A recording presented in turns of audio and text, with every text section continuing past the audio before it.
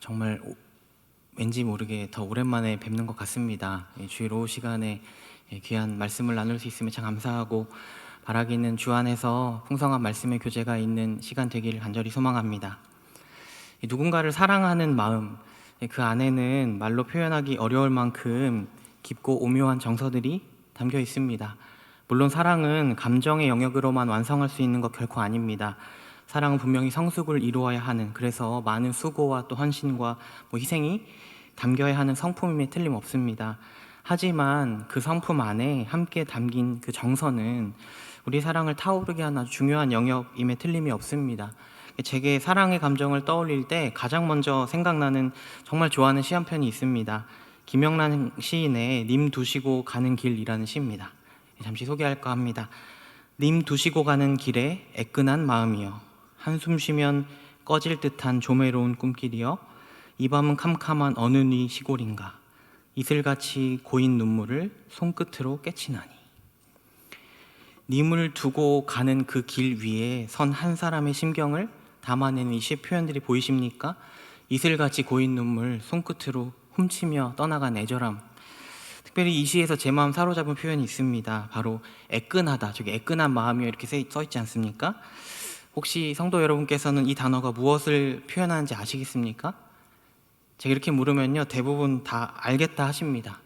그런데 사실은요, 이 표현은 사전에 없는 표현입니다. 우리가 일반적으로 쓴 단어가 아니고요, 시인이 만들어낸 시어입니다. 이 시에서 자신이 표현하고 싶은 어떤 정서를 표현하기 위해 만들어낸 단어인 겁니다. 근데 신기하게도 우리는 이 표현이 담아내는 정서를 명확하게 정의할 수는 없을지라도 그만 무엇인지 느낄 수 있습니다. 가슴이 시리듯 애리듯 사랑하는 이를 향한 그리움이 만들어내는 그 정서예요. 제가 이 시어를, 그리고 이 시를 가슴 깊숙이 느끼게 된 때가 있었습니다.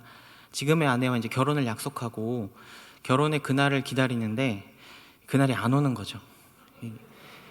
자꾸 결혼하고 싶은데 안 오고, 그래서 이별하고 돌아오는 밤에 참 그 애끈하다, 그 말이 무슨 말인지 알겠더라고요.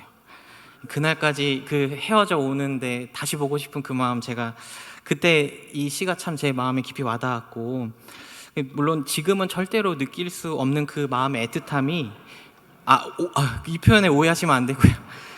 지금은 다른 풍성한 정서로 아내를 사랑하는데 그때만 가능했던 그 마음의 애절함이 생각이 난다는 말입니다.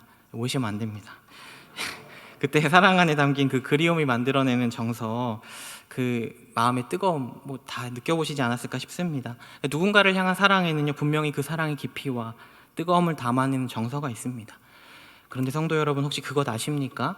우리 하나님께서도 성경의 말씀을 통해 하나님의 사랑에 담으신 정서를요, 아낌없이 우리에게 표현하신다는 사실 말입니다. 가장 그 마음 잘 보여주는 말씀은 아마도 스바냐 3장 17절이라 생각됩니다. 잘 아시는 말씀이죠. 너의 하나님 여호와가 너의 가운데에 계시니 그는 구원을 베푸실 전능자이시라. 그가 너로 말미암아 기쁨을 이기지 못하시며 너를 잠잠히 사랑하시며 너로 말미암아 즐거이 부르며 기뻐하시리라 하리라. 마치 자식의 그 존재만으로 행복하고 흡족한 아비의 심정과 같이 내가 너를 너무나 사랑하노라 말씀하시는 하나님의 이 표현 참 좋지 않습니까? 저는 이 표현 볼 때마다요, 존재를 기뻐하신 하나님 마음 깊이 느낍니다. 특별히 이제 고난주간이 시작됩니다. 저는 고난주간에 우리에게 주는 메시지가, 그 주님의 고난이 주는 메시지가 무엇인가 여러 가지 꼽을 수 있지만 그 중에 제일은 곧 하나님의 사랑을 우리에게 온전히 비추어 주는 것이라 믿습니다. 실례로 우리가 너무나 잘 아는 이사야서 53장 종의 노래는 고난당한 메시아의 모습을 우리에게 생생하게 증거합니다.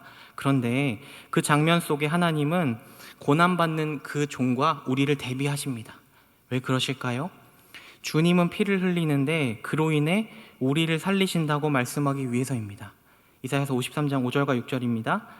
그가 찔림은 우리의 허물 때문이요 그가 상함은 우리의 죄악 때문이라. 그가 징계를 받음으로 우리는 평화를 누리고 그가 채찍에 맞음으로 우리는 나음을 받았도다. 우리는 다 양 같아서 그릇 행하여 각기 제 길로 갔거늘 여호와께서는 우리 모두의 죄악을 그에게 담당시키셨도다. 그라고 불리우는 이가 도살장에 끌려가는 양과 같이 찔림과 채찍에 맞음으로 고문당하며 피를 흘리는 그 일을 통해 하나님은 우리를 회복하시기를 원하신다는 것입니다. 왜 그러실까요? 사랑하시니까요. 이 처절한 피 흘림의 현장이 하나님의 사랑 고백의 현장이라는 것을 말씀 안에서 깨달았을 때 참 얼마나 큰 감동이 있었는지 모르겠습니다.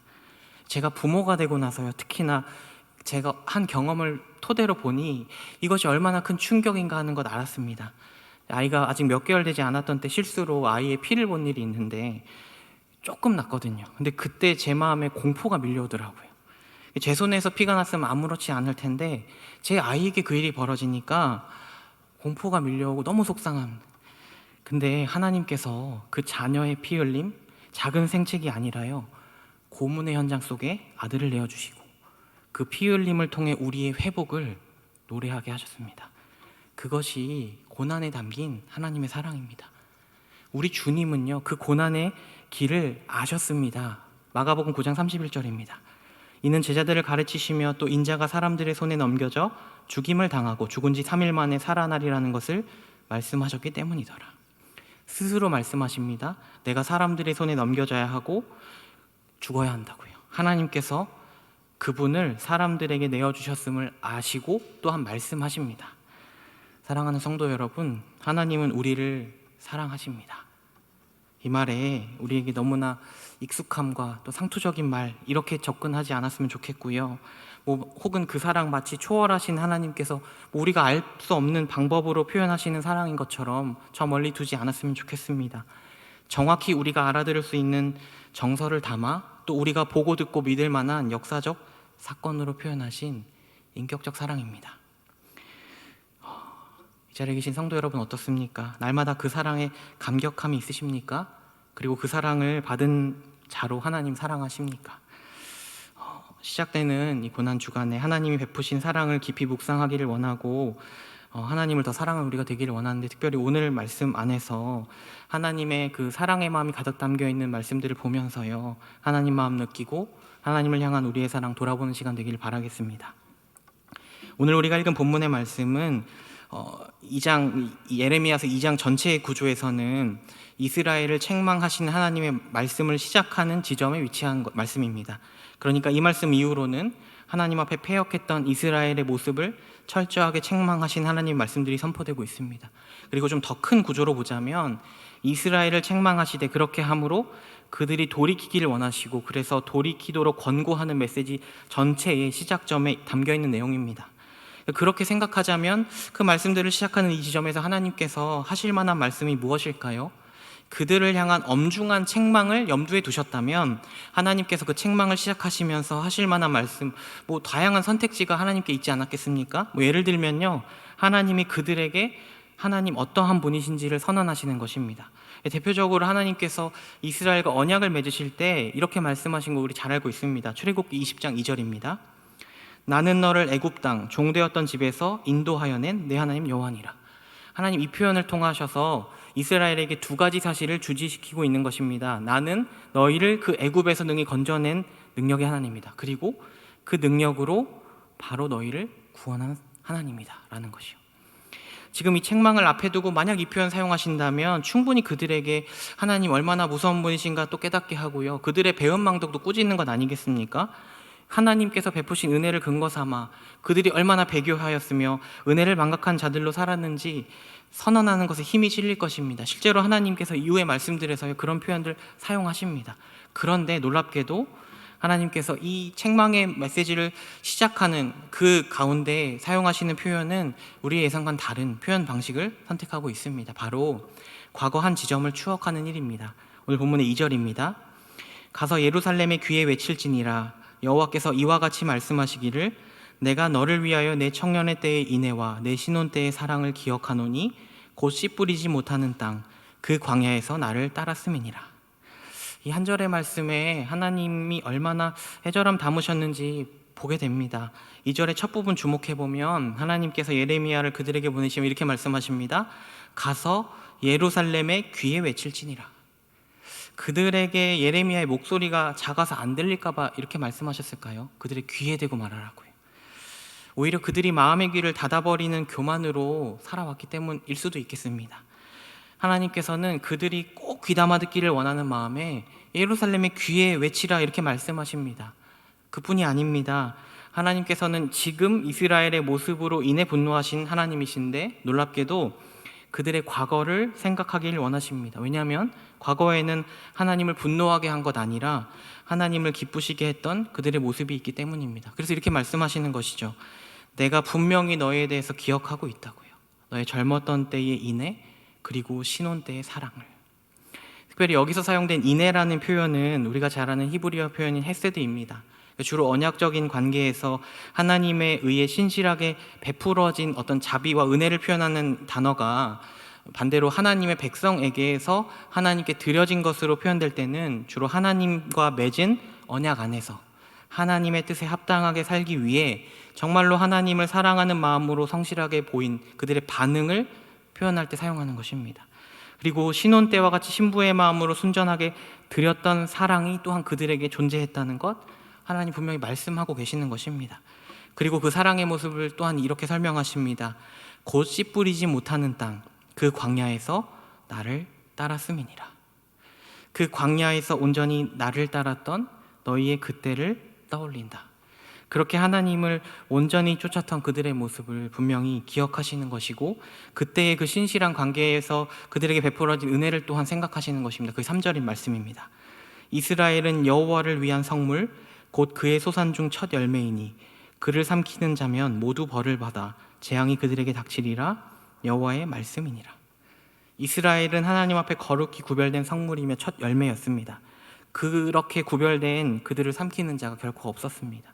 그러니까 하나님께서도 그들을 위해 신실하고 성실한 언약의 이행자이셨음을 또한 하나님 그때 당시의 그 모습, 그 온전했던 관계를 떠올리고 계신 것입니다. 사랑하는 성도 여러분, 그때 하나님이 언급하시는 그때의 이스라엘과 하나님은 분명히 건강한 관계 위에 서 있었습니다. 그리고 하나님께서 그때를 추억하시는 것으로 이 말씀을 시작하고 계시는 것이죠.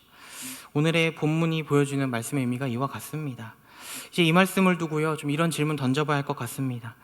하나님께서 그들을 책망하며 어째서 이런 표현을 사용하시는 것일까요? 앞서 말했듯 오늘의 말씀에는 하나님의 정말로 애절한 심경 담겨 있습니다. 그들의 귀에 외치기를 원하고요, 잘못을 지적하고 책망해야 될 민족에게요, 오히려 그들이 그렇게 하지 않았던 그때를 내가 아직도 기억한다, 이렇게 말씀하시는 것입니다. 이 기억하신다는 말씀 안에 담긴 정서가 무엇이겠습니까? 물론 너희가 지금은 그렇게 하지 못하고 있지만 그럼에도 나는 그때를 그리워하고 있다, 이렇게 말씀하시는 것이겠죠. 더 나아가서요, 그러니 너희가 그때와 같이 돌아오기를 바라고 계신다는 마음을 담은 표현이 아니겠습니까? 하나님이시라면 충분히 지금 그들의 무능을 꾸짖고 전능하신 하나님이 베푸신 은혜를 빌미로 더 엄히 꾸짖으며 벌하실 수 있지만 그럼에도 그들이 돌아갈 수 있는 지점을 마련해 주시는 그 마음이 오늘의 본문에 담겨 있는 것입니다. 마치 자녀가 잘못했을 때 부모가 자녀의 잘못을 비난하고 책망해서 그 자녀가 얼마나 무능했는지를 드러내기보다 바르게 행했던 때를 떠올리며 자녀가 스스로 그때와 같이 돌이키기를 원하는 그 마음이 오늘 하나님 마음에 그대로 담겨 있는 것입니다. 하나님 왜 그렇게 하실까요? 저는 바로 이 하나님의 마음이 그분의 백성, 또 그분의 자녀, 그분의 사람들을 향한 하나님의 기다림이며 또 그 기다림을 통해 보이시는 사랑이라고 확신합니다. 사랑하기에 분명히 눈앞에는 미워할 수밖에 없는 모습이 보이고 있는데 미워하기보다 사랑했던 때를 떠올리며 그때를 추억하고 또 돌아오도록 기다리는 그 마음이요.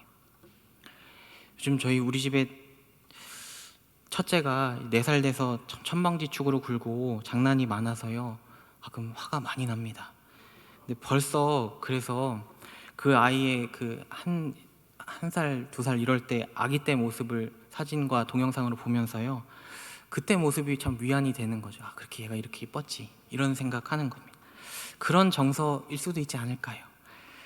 사랑하는 성도 여러분, 하나님이라서요 기다리시고 이해하시고 잘못하지만 좋았던 때 생각해 주시고 다 너무 당연하다 생각하십니까? 그러면 여러분에게 한번 묻고 싶습니다. 여러분은 최근 얼마나 누군가를 용서하며 또 참아주며 살아오셨습니까? 너무나 미워해야 마땅한 사람, 아니 미워 죽겠는데 사람을 너무 미워 죽겠는 사람 보는데 그래도 저 사람 누군가에겐 사랑받는 사람이지 하나님 사랑하시는 사람이지 그런 마음 가지고 참아주는 것이요. 우리 일상 속에 과연 얼마나 그런 일들이 자연스럽게 벌어졌습니까? 제가 요즘 세상을 보면서 드는 깊은 생각 한 가지가 있습니다. 요즘 사람들이 참 화가 많구나 이런 생각이요. 물론 화가 날 일 참 많고요. 또 사람들 다 똑똑해지니까 불편하게 보이는 게 더 많아지고 분노할 만한 일들 잘 발견해내는 것도 맞는 것 같습니다. 그런데 사람들이 똑똑해진 만큼 또 표현하는 것이 쉬워진 매체가 발달한 만큼 사람들이 요즘 너무나 말하기를 좋아하고 비난하기 좋아하고 판단하기 좋아하는구나 싶은 요즘입니다. 요즘엔 참는 건 지혜가 아니고요, 미련한 것이 되어버리는 것 같습니다. 뭐 정치, 경제, 뭐 연예인들 향해서도 작은 실수 하나 나오면 걸렸다 싶어서 후벼파서 사람을 쉽게 보내버리는 일이 너무나 비일비재한 것 우리가 쉽게 보지 않습니까? 이와 같은 세상 속에서 과연 우리는 어떤 마음 가지고 살아가고 있습니까? 그런데 사랑하는 성도 여러분, 하나님은 놀랍게도 미워해야만 하는 모습이 가득한 그들을 보시면서 제발 그들의 귀에 하나님의 말씀이 들려지길 원하시고 그들에게 이렇게 말씀하시길 원하신 것입니다. 내가 기억하고 있다고요. 너희가 나를 따랐던 그때를, 너희가 나의 첫열배 되었던 그때를 내가 기억하고 있다고요. 사랑하는 성도 여러분, 이 하나님의 기억하심과 기다리심, 이만큼의 사랑의 마음이 사실 얼마나 어려운 일인지 우리가 알고 있지 않습니까? 하나님께서는 선지자들을 통해서요 그분의 그 사랑의 마음 표현하기를 원하셨습니다. 예레미야서의 말씀에서도 2장에서 이와 같은 마음 표현하시고 이스라엘 책망하시던 중에 또 3장을 보면 하나님께서 이렇게 말씀하십니다. 19절과 20절입니다. 내가 말하기를 내가 어떻게 하든지 너를 자녀들 중에 두며 허다한 나라들 중에 아름다운 기업인 이 귀한 땅을 내게 주리라 하였고 내가 다시 말하기를 너희가 나를 나의 아버지라 하고 나를 떠나지 말 것이니라 하였노라. 그런데 이스라엘 족속아 마치 아내가 그 남편을 속이고 떠나감같이 너희가 확실히 나를 속였느니라. 여호와의 말씀이니라. 22절 상반절과 4장 1절과 2절에도 이런 마음 드러납니다. 22절 상반절 보면요, 배역한 자식들아 돌아오라. 내가 너희의 배역함을 고치리라 하시니라. 4장 1절과 2절입니다. 여호와께서 이르시되 이스라엘아 내가 돌아오려거든 내게로 돌아오라. 내가 만일 나의 목전에서 가증한 것을 버리고 내가 흔들리지 아니하며 진실과 정의와 공의로 여호와의 삶을 두고 맹세하면 나라들이 나로 말미암아 스스로 복을 빌며 나로 말미암아 자랑하리라. 하나님께서는 그리움과 애절한 모든 마음 담아 이스라엘 향해 외치고 계신 것입니다. 선지자들을 통해서 그들의 악함을 깨닫게 하시는 가운데에서도 그들이 하나님과의 온전했던 때를 기억하며 돌아오기를 원하시는 그 마음을 아낌없이 표현하시는 것입니다. 사실은 바로 그 사랑의 마음으로 하나님께서 우리를 기꺼이 용서하신 것이고 기꺼이 그리스도를 통해 구원하신 것 아니겠습니까? 꼭 그렇게 해야만 하는 이유가 있는 것 아니라요, 그저 사랑하기 때문입니다. 그 사랑 때문에 미워 죽겠는 우리를 위해 아들을 보내어 고난을 당하게 하셨고 그 아들과 같은 아들이 되게 하셨습니다. 우리에게 베풀어진 이 사랑의 깊이를요 우리가 좀 곱씹을 수 있기를 바라겠습니다. 그리고 이제 이 말씀에 좀 근거해서요 성도 여러분에게 묻고 싶습니다. 하나님 정말로 사랑하십니까? 우리를 향해 품으신 그 깊은 사랑의 마음을 헤아리고자 더 하나님 궁금해하시며 하나님 앞에 한 걸음 나아가기 힘쓰고 계십니까? 우리의 아버지를 향한 사랑이 과거가 되지 않기 위해서요 오늘도 더욱 힘써서 우리 하나님 아버지 사랑하십니까? 아니면 혹시 하나님 앞에 참으로 배은망덕하게 그리고 참으로 교만하게 과거에 우리 열심히 있던 모습을 그냥 우리가 떠올리면서요 그때 그 모습이 지금도 내 모습이라고 그렇게 생각하고 있진 않으십니까? 오늘 우리의 모습을 돌아보기를 원합니다.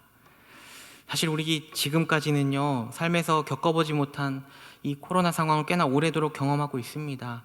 제가 코로나 상황이 얼마 안 됐을 때 한 어른께 예전 교회에서요 6.25 전쟁도 겪어온 어른이요 한 번도 못 겪어본 낯설고 어려운 검이란 말씀하시는 것도 들어봤습니다.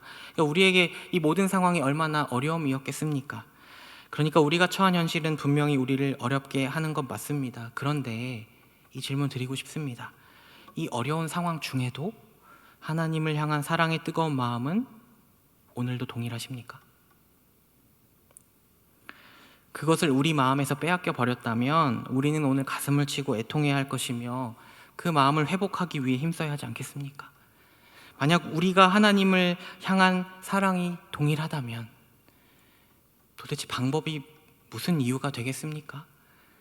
그 사랑 때문에 우리는 그 어떤 방법을 찾아서라도 주님을 향한 순수한 열심을 세워가지 않겠습니까?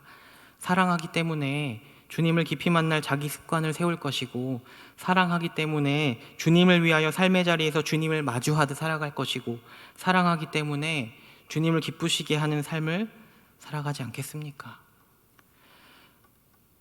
사랑하는 성도 여러분, 결코 잊어서는 안 될 것입니다.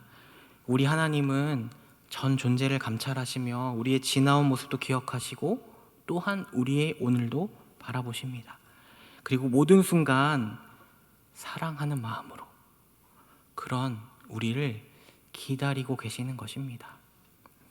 오늘도 주 앞에 두렵고 떨리는 마음으로 나아가며 우리를 여전히 바라보시고 또 기억하시고 기다리시는 그 사랑의 마음을 깊이 느끼기를 원합니다. 제가 참 그렇습니다. 부족함이 많은 사람이라 늘 주님 앞에 조용히 나아갈 때 가슴이 애려오는 경험을 합니다. 부끄럽거든요. 다 아시는 그분 앞에 선다는 것이 얼마나 어려운지. 근데 그 애려오는 순간 속에서야 비로소 깨닫는 것이 있습니다. 기다려주시고 돌이키게 하시는 그 사랑이에요.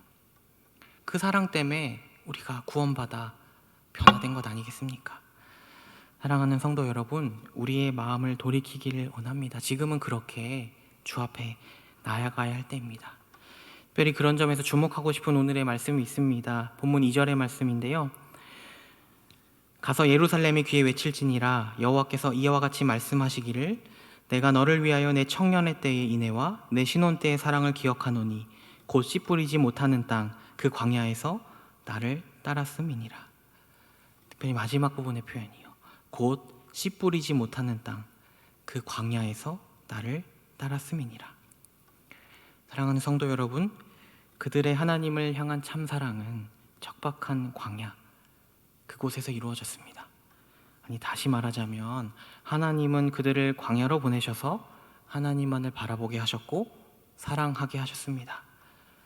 사랑하는 성도 여러분, 지금 우리가 지나는 이 시기가 광야라 고백하며 그 광야에서 하나님만을 따를 수 있는 여전히 오늘도 주 앞에 연약한 심령이기를 바라겠습니다. 우리가 긴 터널 같은 광야의 지점 위에 서 있다 할지라도요, 이 광야를 지나 아버지 앞에 서게 될 날이 있지 않겠습니까? 그날의 기쁨이 우리에게 큰 소망이 되는 것 아니겠습니까? 그러니 우리 각 사람이 마주한 광야에서 주님 온전히 바라보며 주님을 따르는 우리의 삶이 되기를 바라겠습니다. 말씀을 정리하고 마치겠습니다. 사랑하는 성도 여러분, 앞서도 나누었지만 사랑에는 참으로 오묘한 정서가 담겨 있습니다. 그리고 놀랍게도 우리 하나님은 사람이 알만한 그 정서로요, 우리를 향한 사랑 표현하셨습니다. 그 궁극의 결정체가 바로 십자가 희생의 사랑이지 않겠습니까? 이제 시작되는 고난주간 우리가 말씀을 통해서 그 주님의 십자가 보혈의 은혜 풍성하게 묵상할 것인데, 우리가 정말로 그 모든 순간 하나님의 사랑 주목하기를 원하고, 그래서 하나님을 더욱 사랑하게 되기를 원합니다.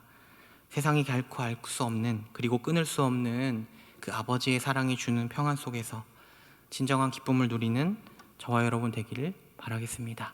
같이 기도하시겠습니다.